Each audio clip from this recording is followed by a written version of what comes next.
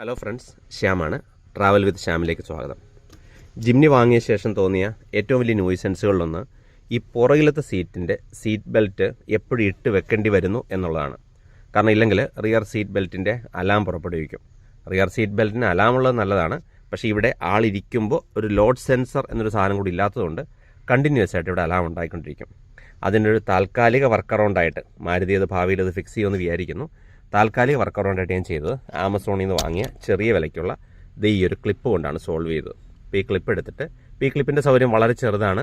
ഇത് പ്ലഗ് ചെയ്ത് കഴിയുമ്പോഴും നമുക്കിവിടെ കൈ കടത്താനുള്ള സൗകര്യമുണ്ട് എന്നുള്ളതാണ്. അങ്ങനെ അല്ലാത്ത ചില മോഡലുകൾ കണ്ടു, അത് പുറത്തേക്ക് തള്ളി നിൽക്കുന്നതാണ്.